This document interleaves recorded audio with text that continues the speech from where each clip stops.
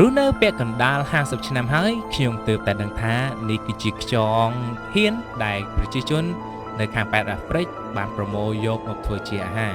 ខ្យងហៀននេះគឺស្វែងរកឃើញគ្រប់ទីកន្លែងតែម្ដងនៅក្នុងភូមិរបស់ខ្ញុំនៅខែរដូវភ្លៀងវាតែងតែមកព្រាតត្បាតពេញភូមិតែម្ដងវាតែងតែឡើងទៅលើដើមឈើនិងស៊ីត្រួយខ្ចីៗមានដូចជាត្រួយល្ហុងត្រួយបន្លែផ្សេងៗទៀតដែរ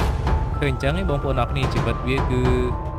រឹងមាំខ្លាំងមែនទែននៅរដូវប្រាំងឃើញអត់ឃើញវាទេប៉ុន្តែរដូវភ្លៀងចូលមកដល់មិនដឹងថាវាចេញមកពីខាងណានោះទេហើយវាមានចំនួនច្រើនផងដែរប៉ុន្តែយើងមិនដែលចាប់អារម្មណ៍ជាមួយនឹងវាទេមានតែ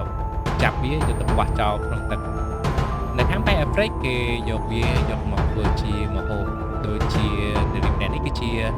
កសិករចិញ្ចឹមខ្យងហៀនតែម្ដងគាត់បានប្រមូលផលខ្យងហៀនរបស់គាត់យកមកលក់នៅលើទីផ្សារផងដែរខ្យងហៀនធំខ្លាំងមែនទែនបងប្អូនអរគ្នាមួយប៉ិនក៏ដៃអែមនោះហើយយកមកធ្វើជាម្ហូបមិនដឹងថារសជាតិបែបណានោះទេ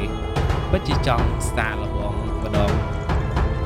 ក្រឡារបស់ខ្យងហៀននេះគឺក្រឡេក្រឡាស្អាតតែបងប្អូនអរគ្នាគេអាចយកទៅធ្វើជាម្ហូបច្រើនប្រភេទផងដែរតាមតែតម្រូវ